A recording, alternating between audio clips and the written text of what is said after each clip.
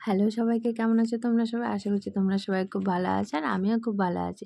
চলে এসেছি দিদিভাইয়ের রান্নাঘরে। তো দেখো দিদিভাই আজকে কী রান্না করছে। দেখো এখানে পেঁয়াজ কেটে নিয়েছে, আর এখানে হচ্ছে চাল কুমড়ো, আর এটা হচ্ছে শাক।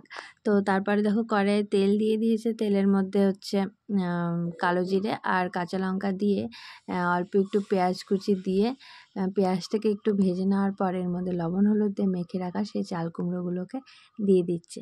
তারপর চাল কুমড়োগুলোকে ভালোভাবে ভেজে নেওয়ার পর দেখো দিদিভাই এখানে কী রান্না করছে। এখানে দেখো কড়াইয়ে তেল দিয়ে দিয়েছে, তারপর তেলের মধ্যে দিয়ে দিয়েছে অল্প একটু কালো জিরে আর হচ্ছে কাঁচা লঙ্কা দিয়ে অল্প একটু পেঁয়াজ কুচি দিয়ে পেঁয়াজটা ভাজা হয়ে গেলে এর মধ্যে দিয়ে দিচ্ছে সেই কেটে রাখা শাক।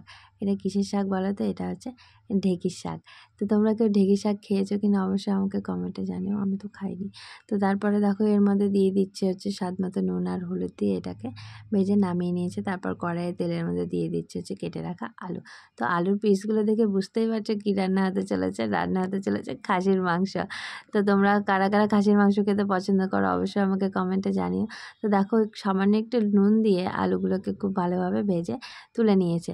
তারপরে তেলের মধ্যে দিয়ে দিচ্ছে হচ্ছে কয়েকটা শুকনো লঙ্কা, তারপর এর মধ্যে কেটে রাখা পেঁয়াজ আর রসুনগুলোকে দিয়ে একটু ভেজে নিয়েছে।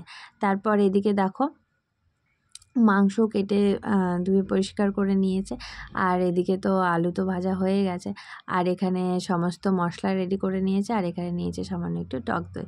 তো পেঁয়াজটা একটু ভাজা হয়ে গেলে তেলের মধ্যে দিয়ে দিচ্ছে সেই মশলাগুলো। এর মধ্যে ছিল হচ্ছে আদা বাটা, লঙ্কা গুঁড়ো, হলুদ গুঁড়ো আর জিরে গুঁড়ো। তো যতক্ষণ না অবধি মশলা থেকে কাঁচা গন্ধ যাচ্ছে ততক্ষণ মশলাটাকে খুব ভালোভাবে একটু কষিয়ে নিচ্ছে। তারপর এর মধ্যে দিয়ে দিচ্ছে মাংস দেওয়ার পর কয়েকটা কাঁচা লঙ্কা দিয়ে মাংসটাকে খুব ভালোভাবে নেড়ে চেড়ে নিচ্ছে। তো তোমরা সবাই রান্নার ভিডিও দেখছো, তো তোমরা কী ধরনের রান্নার ভিডিও দেখতে চাও অবশ্যই আমাকে কমেন্ট করে জানাতে পারো।